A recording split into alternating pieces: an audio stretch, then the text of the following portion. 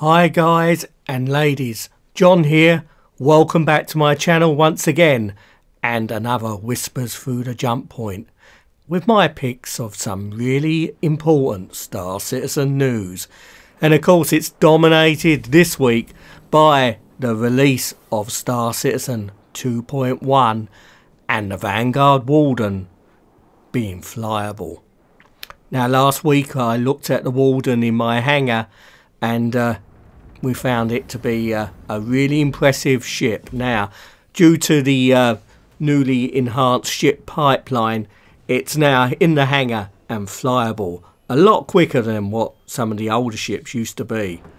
Now, there's been only one change since the last video with the Warden in the hangar, and that's the addition of the door on the toilet. Now, a lot of the fittings inside the Warden at the moment are just placeholders. We've still got the engineering station, which is really just been placed in there straight from the Retaliator. But this is a much better idea to get the ships flyable than to add things as time goes by. Because, let's face it, that's what all of Star Citizen is going to be. We're going to add bits to the game. A lot of systems, like the HUDs even, are just placeholders. They're not going to look like this in a year or two's time. And it's exactly the same for the stats on each ship. If you look on the RSI website, the ship matrix is completely wrong in many cases. Now as we take off, you're going to see the cool wings of the Vanguard Warden swing forward. I think that's absolutely awesome. Now let's get away from Port Orisar so we can actually try out some of the weapons on the Warden and take a look at what they look like. Now as we go into Super Cruise mode, now the Warden has a speed of over 1500, which is the most I think so far I've seen from any ship. Now let's have a look at the Apocalypse Arms weapon on the nose here. Absolutely awesome. Look at those shell casings coming off that. Now we've got 4 energy weapons on the nose of the Vanguard. Now at the moment you're unable to actually fire the turret from the cockpit unless you've got a player in there and you're at the controls. But let's have a look up and check out the visibility from this superb turret. Now we'll swing round and we'll actually go into third person so you can actually get a good view of the how the turret rotates. Now you can see that it actually elevates nicely as well. Now actually later on when I was actually capturing some footage, I was lucky enough to have someone sneak into my ship, and I had a mystery gunner in my turret, so we can actually get an idea here of the turret firing. So I don't know who this mystery stranger was. He had crept aboard, but many thanks to the mystery gunner in the turret, because you actually gave me some good footage.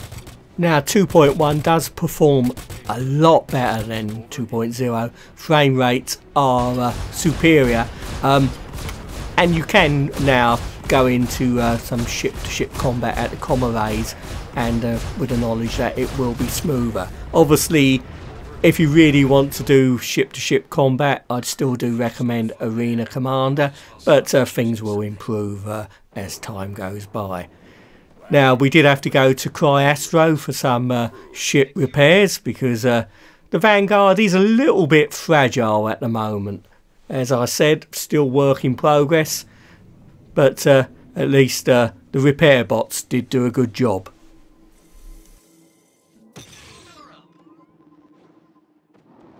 Now it is early days for the flyable Vanguard, but I did find that the ship was really enjoyable to fly. Now let's have another look at the Apocalypse Arms cannon, because the beast of a weapon is really really something to behold. Now it's not working exactly as it should. None of the Vanguard systems are, and on Reverse to Verse they talked about that. Obviously, you know, like I said, people are flipping out over the Vanguard and its current performance. Not final, of course. It's not quite operating up to specs as we wish it. That's probably #1 on the agenda for 2.1. Obviously, people love the big guns, but they want to be able to swap them out. Yeah. And it's performing a little too tight when it comes to maneuverability right now. So that'll probably be pared down a little bit. Some issue with the shields, I think? The shields in the hull issue is definitely something we're looking into. It's a little squishy at the moment. Yeah, well, even with that, so the Vanguard is really one of our first ships that was built ground up with the new component refit system that's coming out soon in mind. The unfortunate side effect of that is not everything it needed for the shields to work as intended is fully set up. So once that's all set up, it should pick right back up and get closer to where it should be. Like it has its 6 shield generators installed, it's just they're not all playing nice together. But that should definitely be getting cleaned up, hopefully in the near future as more of this component stuff rolls out. Please follow the link in the video and the description for the full reverse to verse. Nice to see ex-community manager Will paying a visit to CIG. Now there was an interesting segment in Around the Verse this week where they talked about some upcoming new features for Star Citizen Crusader map, and that is to do with cargo. Now as they're at the limit of what they can do until they get some new tech called the object container system online, they've got to be very clever at how they implement it. So basically you're going to be hunting pirates down, destroy them obviously, take their cargo and take it back to Port Orisar for some rewards. Obviously other players could hunt you down before you get there.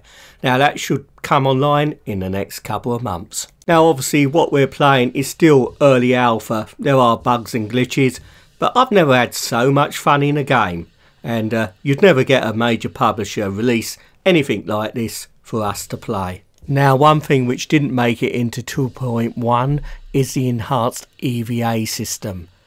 So this does remind me that this week we had the sad loss of music legend David Bowie, and as that line from that classic Space Oddity goes, we're still floating in a most peculiar way. Now I'd also like to welcome all the new subscribers to the channel. Now some came from the Star Citizen subreddit where I regularly post my videos, and I'd also recommend that Reddit to anybody for some really useful Star Citizen information and discussion. And also my week was made as my channel got mentioned by one of the premium Star Citizen YouTubers, Tactical Advance. Now I've subscribed to Tactical Advance for a few years now, so it really made my week. So a big thank you to him for mentioning my channel. Anyway, thank you very much for watching once again. Hope you enjoyed the video, and please don't forget to like and also subscribe. That will help me a lot. So until next time, I'll see you again soon. Take care. Bye for now.